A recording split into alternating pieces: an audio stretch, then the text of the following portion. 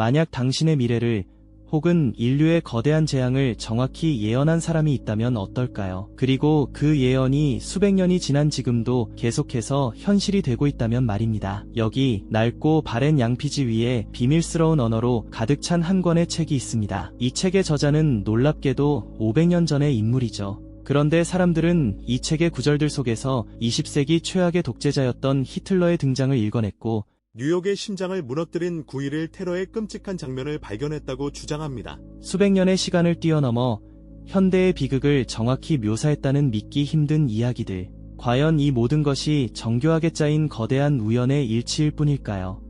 아니면 정말로 시대를 초월한 한 인간의 놀라운 통찰력이었던 걸까요? 오늘 우리는 인류 역사상 가장 위대한 예언가이자 동시에 가장 치열한 논쟁의 중심에 서 있는 한 남자의 비밀을 파헤쳐보려고 합니다. 그의 이름은 미셀드 노스트르담, 우리가 아는 바로 그 이름 노스트라다무스입니다.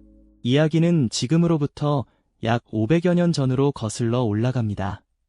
1503년 르네상스의 여명이 밝아오던 프랑스 남부의 작은 마을 생레미드 프로방스에서 한 아이가 태어났습니다. 그의 이름은 미셀드 노스트르담이었죠. 그가 살았던 16세기 유럽은 결코 평화로운 시대가 아니었습니다. 거리에는 새로운 사상과 예술이 꽃피는 듯했지만 그 이면에는 짙은 죽음의 그림자가 드리워져 있었거든요. 유럽 전역을 휩쓸었던 흑사병의 공포가 채 가시지 않은 상태였고 사람들은 언제 닥칠지 모르는 질병의 위협 속에서 하루하루를 불안하게 살아가야만 했습니다. 한 마을 전체가 역병으로 사라지는 일이 비일비재했고 어제 함께 웃던 이웃이 오늘 아침 싸늘한 시신으로 발견되는 끔찍한 현실이었습니다. 게다가 종교개혁의 불길이 타오르면서 구교와 신교 사이의 갈등은 잔혹한 전쟁으로 번져나갔고 사람들은 신의 이름 아래 서로를 무참히 살해하는 모순적인 시대를 견뎌내야 했습니다. 바로 이런 혼돈 속에서 젊은 노스트라다무스는 자라났습니다. 그는 의학을 공부하기 위해 몽펠리에 대학에 들어갔고 곧 의사이자 약사로서 자신의 길을 걷기 시작했죠. 당시 의사라는 직업은 지금과는 사뭇 달랐습니다. 그들은 단순히 병을 치료하는 기술자를 넘어 별의 움직임을 읽어 인간의 운명을 점치는 점성술사이자 물질의 비밀을 파헤치는 연금술사이기도 했습니다. 노스트라다무스는 밤이 되면 촛불 아래에서 고대 그리스와 로마의 의학 서적들을 탐독했고 낮에는 역병이 창궐한 마을을 직접 찾아다니며 고통받는 사람들을 돌봤습니다.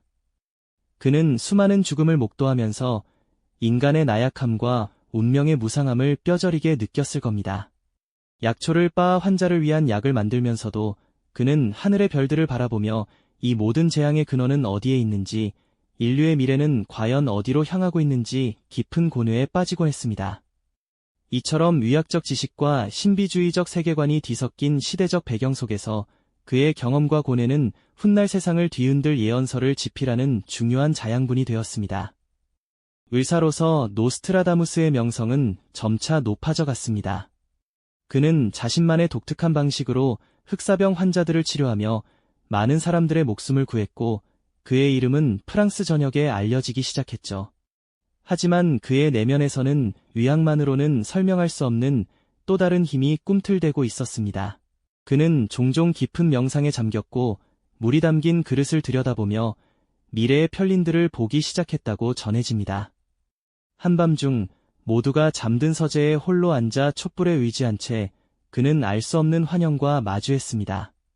처음에는 그저 피로가 빚어낸 헛것이라 여겼을지도 모릅니다. 하지만 그가 본 장면들은 놀랍게도 현실에서 하나둘씩 일어나기 시작했죠.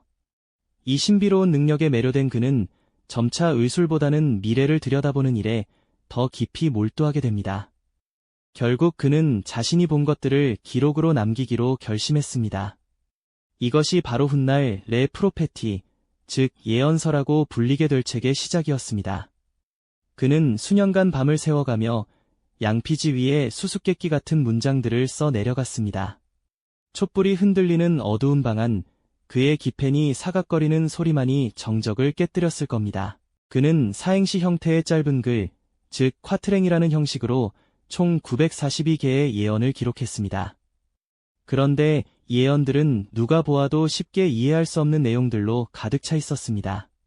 그는 일부러 고대 프랑스어, 라틴어, 그리스어, 이탈리아어 등 여러 언어를 뒤섞어 사용했고, 단어의 철자를 바꾸거나 상징과 은유를 가득 채워 넣어 그 의미를 극도로 모호하게 만들었죠. 왜 그랬을까요? 당시 미래를 예언하는 행위는 신의 영역을 침범하는 이단으로 간주되어 종교 재판에 회부될 수 있는 매우 위험한 일이었습니다. 노스트라다무스는 자신을 보호하기 위해, 그리고 자신의 예언이 섣불리 해석되어 세상에 혼란을 주는 것을 막기 위해 일부러 해독하기 어려운 암호처럼 글을 썼던 겁니다. 그렇게 탄생한 그의 예언서는 마치 미래를 담은 거대한 비밀지도처럼 아는 사람만이 길을 찾을 수 있는 금지된 지식의 집대성이 되었습니다. 그의 예언서가 세상에 알려지자 사람들의 반응은 극명하게 엇갈렸습니다. 누군가는 그를 시대를 앞서간 위대한 선지자라 칭송했고, 다른 누군가는 그를 사람들을 현혹하는 사기꾼이라 비난했죠. 하지만 그의 명성을 결정적으로 굳힌 사건이 발생합니다. 바로 당시 프랑스의 국왕이었던 앙리 2세의 죽음을 정확히 예언했다는 주장이 제기된 것이죠. 노스트라다무스는 그의 예언서에 젊은 사자가 늙은 사자를 이길 것이고 단 한 번의 싸움에서 그의 눈을 황금세장으로 뚫을 것이다.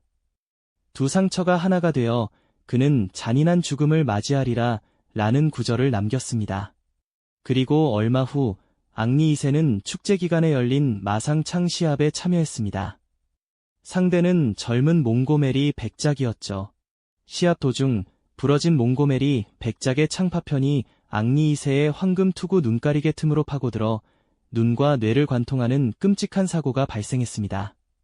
왕은 열흘간 극심한 고통에 시달리다 결국 숨을 거두고 말았죠. 이 사건이 일어나자 사람들은 그의 예언서에 나온 젊은 사자, 황금세장, 눈을 뚫는 상처라는 구절과 이 비극적인 죽음이 놀랍도록 일치한다며 경악을 금치 못했습니다. 이 사건을 시작으로 후대의 사람들은 역사 속에 굵직한 사건들이 일어날 때마다 노스트라다무스의 예언서를 꺼내들고 그 연관성을 찾기 시작했습니다. 피해 혁명으로 왕정이 무너지고 수많은 귀족이 단두대에서 처형되었던 프랑스 혁명, 작은 섬에서 태어나 유럽을 제패한 나폴레옹의 등장, 그리고 히스터라는 이름과 함께 언급된 20세기의 끔찍한 독재자 히틀러의 출현까지 그의 예언은 시대를 초월하여 계속해서 재조명되었습니다. 하지만 이러한 주장에는 강력한 반론 또한 존재합니다. 비판자들은 그의 예언이 너무나 추상적이고 모호하기 때문에 사실상 어떤 사건에도 끼워 맞출 수 있다고 주장하죠. 예를 들어 히틀러를 지칭했다는 히스터는 사실 도나우강의 옛 이름 중 하나이며 문맥상 강을 의미하는 것이 더 자연스럽다는 겁니다. 결국 그의 예언은 사건이 일어난 후에야 그럴듯하게 해석되는 사후 확신 편향의 대표적인 사례일 뿐이라는 지적이죠. 현대의 연구자들은 컴퓨터 프로그램을 이용해 그의 방대한 텍스트를 분석하며 이것이 단지 우연의 산물인지 아니면 정말 놀라운 통찰의 결과물인지에 대한 논쟁을 지금 이 순간에도 계속하고 있습니다. 진실과 우연, 그 아슬아슬한 경계 위에서 노스트라다무스의 예언은 여전히 뜨거운 감자로 남아있는 셈입니다. 수백 년의 세월이 흘렀지만 노스트라다무스의 예언서는 여전히 살아 숨쉬며 현대사회에 막대한 영향을 미치고 있습니다. 특히 인류의 종말이나 거대한 재앙을 다루는 종말론과 각종 음모론에서 그의 이름은 빠지지 않고 등장하죠. 인터넷 시대가 열리면서 이러한 현상은 더욱 가속화되었습니다. 2001년 9월 11일 전 세계를 충격에 빠뜨렸던 뉴욕 세계무역센터 테러 사건이 발생했을 때도 마찬가지였습니다. 사건 직후 인터넷 커뮤니티와 이메일을 통해 노스트라다무스가 거대한 두 형제가 무너질 것이며 새로운 도시 가 불탈 것이라는 예언을 남겼다는 글이 삽시간에 퍼져나갔습니다. 많은 사람들이 이 구절이 쌍둥이 빌딩의 붕괴를 정확히 예측한 것이라 믿었지만 사실 이 구절의 대부분은 그의 원전에서는 찾아볼 수 없는 현대에 와서 교묘하게 창작되거나 왜곡된 내용이었습니다. 최근에는 기후변화로 인한 대재앙이나 새로운 전염병의 창궐, 강대국 간의 전쟁 위기 같은 전 지구적 이슈가 부상할 때마다 사람들은 또다시 그의 예언서에서 단서를 찾으려고 합니다. 마치 혼란스러운 현실 속에서 어떤 확신이나 위안을 얻고 싶어 하는 것처럼 말이죠. 이처럼 노스트라다무스의 예언은 더 이상 단순한 미래 예측의 텍스트가 아닙니다. 그것은 시대의 불안과 대중의 희망, 그리고 미지에 대한 인간의 근원적인 공포가 투영되는 거대한 거울이 되었습니다. 사람들은 그의 모호한 문장들 속에서 자신들이 두려워하는 미래의 모습을 발견하고 동시에 그 재앙을 피할 수 있기를 바라는 간절한 마음을 투영하는 것이죠. 결국 그의 예언은 500년 전 한 남자가 남긴 기록을 넘어 시대를 막론하고 인류가 품어온 불안과 희망의 역사를 담아내는 상징적인 텍스트로 계속해서 재해석되고 있는 것입니다. 결국 노스트라다무스의 예언이 가진 진정한 힘은 그것이 실제로 미래를 맞췄는지 틀렸는지의 여부에 있지 않을지도 모릅니다. 그의 예언이 결코 끝나지 않는 미스터리로 남아있다는 사실 그 자체가 핵심인 것이죠. 특정 사건을 명확하게 지목했는지 아닌지를 따지는 논쟁을 넘어서 우리는 왜 인류가 수백 년 동안 이토록 그의 말에 집착해왔는지를 돌아봐야 합니다. 그 이유는 인간이 본능적으로 미래를 알고자 하는 강렬한 욕망과 동시에 다가올지 모르는 재앙에 대해 깊은 불안감을 가지고 있기 때문입니다. 노스트라다무스의 예언서는 바로 그 인간의 가장 깊은 심리를 대변하는 상징적인 존재가 된 겁니다. 따라서 그의 책은 미래를 보여주는 수정 구슬이라기보다는 우리 자신을 비추는 거울에 가깝습니다. 우리는 그 거울을 통해 불확실한 미래 앞에서 얼마나 불안해하는지, 그리고 어떻게든 그 미래를 이해하고 대비하고 싶어하는 우리 자신의 모습을 마주하게 되는 거죠.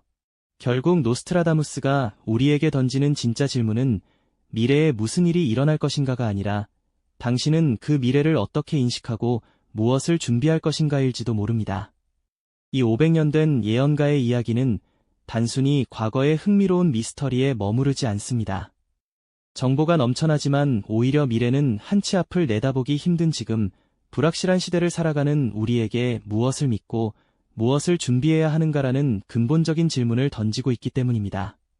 그의 예언이 진실이든 아니든 그것이 불러일으키는 인류의 상상력과 불안감은 여전히 우리 곁에 생생하게 살아있습니다. 그리고 이는 곧 우리 자신의 현재와 미래에 대한 깊은 성찰로 이어지게 만들죠. 과연 그의 예언은 아직도 우리 곁에서 다음 재앙을 속삭이고 있을까요? 아니면 그 모든 것은 그저 우리 마음속 깊이 자리한 불안의 그림자였을까요? 오늘 이야기가 미래에 대한 여러분의 생각에 작은 파문을 일으켰다면 구독과 좋아요를 부탁드립니다. 미래를 알고자 했던 인류의 욕망은 시대를 초월하여 다양한 형태로 나타났으며 다음 시간에는 또 다른 예언가 혹은 미래를 바꾼 결정적인 순간들의 이야기를 탐구해 보겠습니다.